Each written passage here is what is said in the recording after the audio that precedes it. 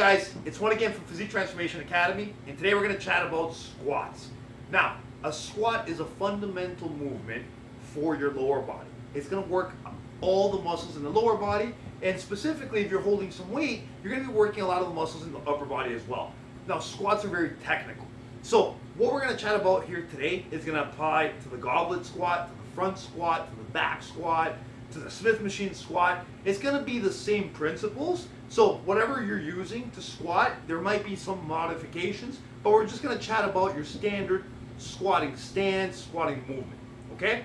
So for a squat, what you want to do is you want to have about a shoulder width stance. Now, the further out that you go, the more you're going to work these inner adductors. The closer in that you go, you're going to work a little bit more of the outer quad. So it's going to totally depend on the person. Now, some key things to think when squatting is keeping the core tight and engaged. Now, how do you do that? Well, I like to breathe into my belly, especially the lower abs area, and then you want to pretend like somebody's about to punch you in the stomach. You want to tighten those abs, and that's going to help keep everything tight. You also want to keep your lower back tight to prevent injury. Your lower back at no point should be rounding. So this is how you do a basic squat. So here we see a goblet squat.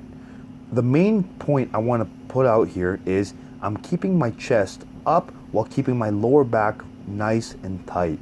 If you notice, at no point is my lower back rounding whatsoever. As we move on next to seeing a barbell back squat, again, similar principles. I want you to notice here from this angle that my knees stay out and are tracking over my toes. In all these squat variations, I breathe through my nose and I think like I'm creating a big ball of air within my stomach, and as I sit into my thighs, I feel like that big ball is bouncing right off my thighs. That will prevent my lower back from rounding. That'll keep my knees nice and out. Now, if you notice, I also create that tension as I go down. And I pause at the bottom for a slight second, and I push straight up harder to the bottom.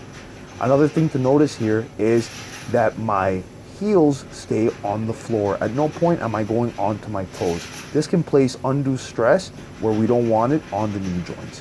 So feet flat on the ground, knees track over the toes.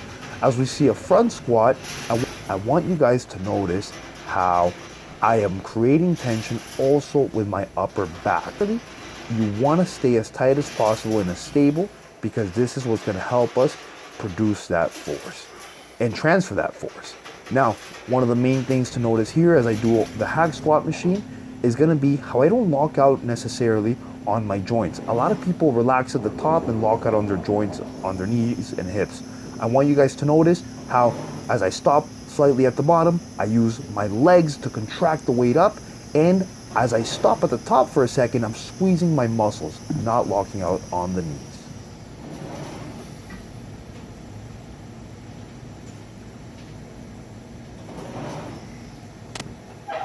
Okay guys, so we just saw many different squat variations, but again, they all have the same principles. So remember, the main things are breathe through your nose, big breath into your lower abs or your belly.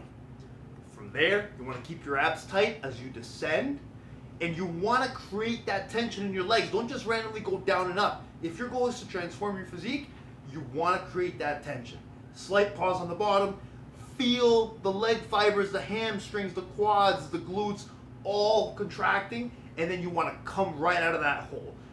By doing this, you're going to make sure to really activate your legs, and this is how your squat's going to progress.